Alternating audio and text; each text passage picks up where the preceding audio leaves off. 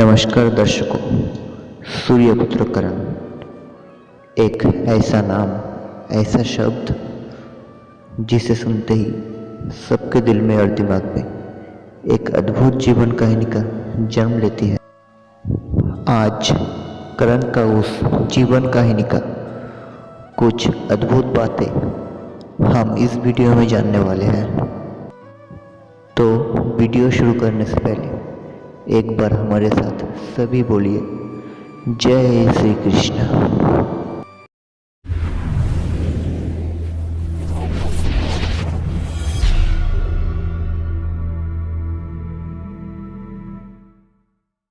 नमस्कार। इस कहानी का शुरुआत होती है करण के माता कुंती जी से।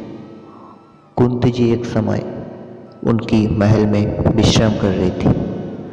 तभी ऋषि दुर्वासा उनके महल में आई, जिससे कुंती जी उनकी बहुत ही आदर से सेवा करते हैं, जिससे ऋषि दुर्वासा बहुत ही संतुष्ट होते हैं और कुंती जी को वरदान देते हैं कि उन्हें सभी देवपुत्र लाभ होंगे।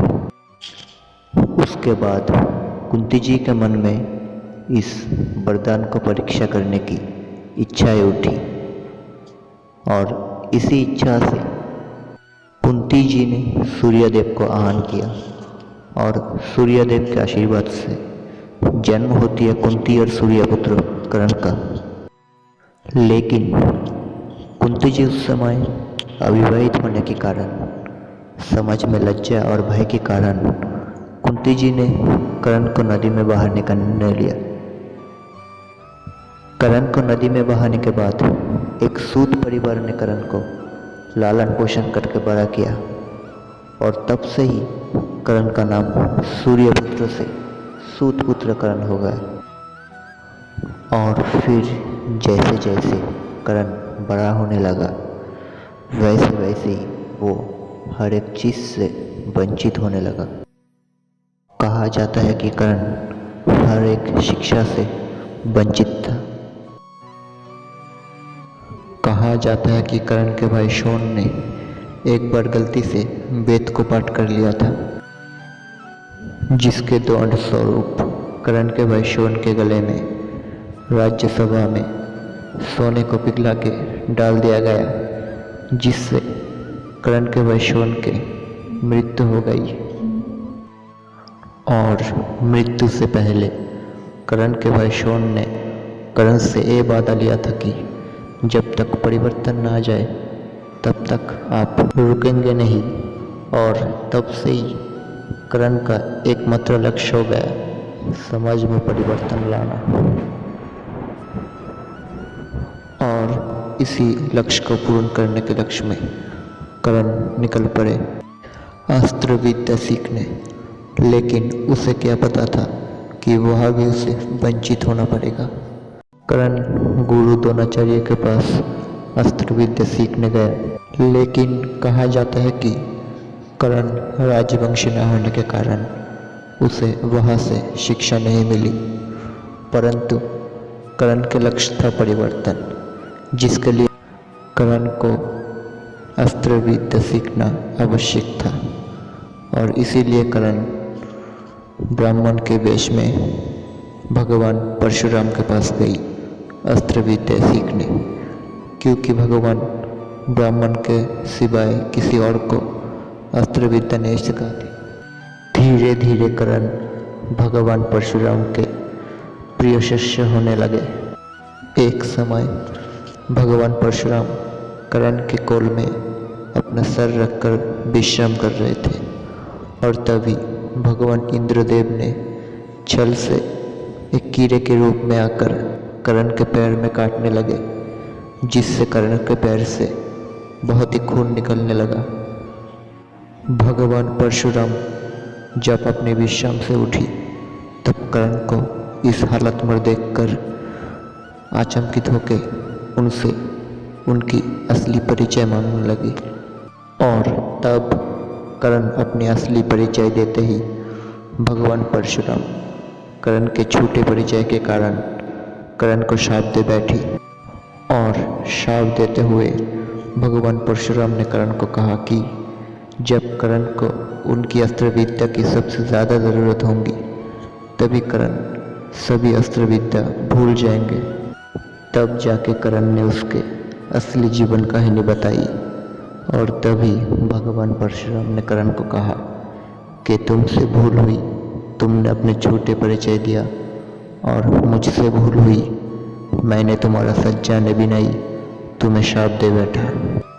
और फिर भगवान परशुराम ने कर्ण को अपना आशीर्वाद स्वरूप उनका विजय धनुष दिया और विजय धनुष देते हुए कहा कि जब तक ये धनुष कर्ण के हाथ में रहेंगे संसार का कोई भी शक्ति कर्ण को पराजित नहीं कर सकता।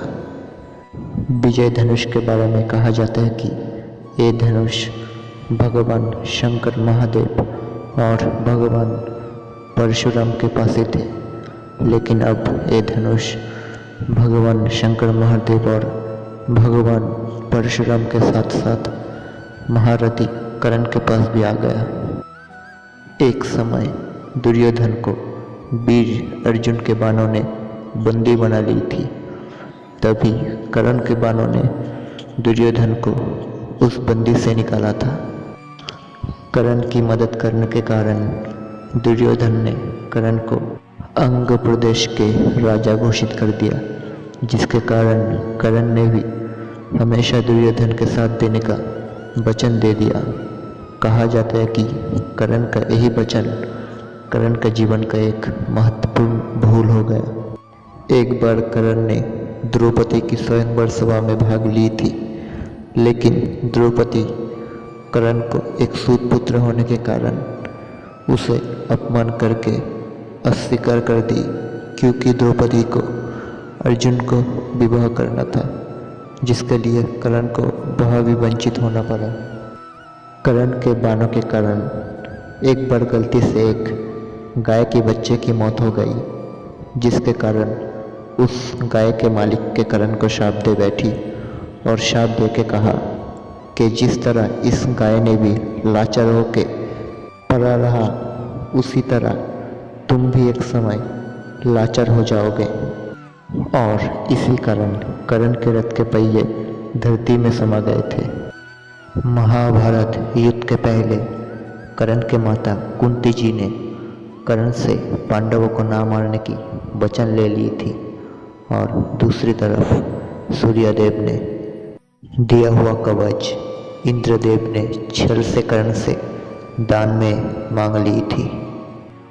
महाभारत युद्ध शुरू होने के बाद भी पितामह भीष्म ने कर्ण को युद्ध में जाने से रोक रखा था, जिसके कारण कर्ण लाचार हो गया था। और दूसरी तरफ कर्ण के बेटे वृषभसेन युद्ध में अकेला लड़ते रहे और लड़ते लड़ते वीर गति को प्राप्त हो गया।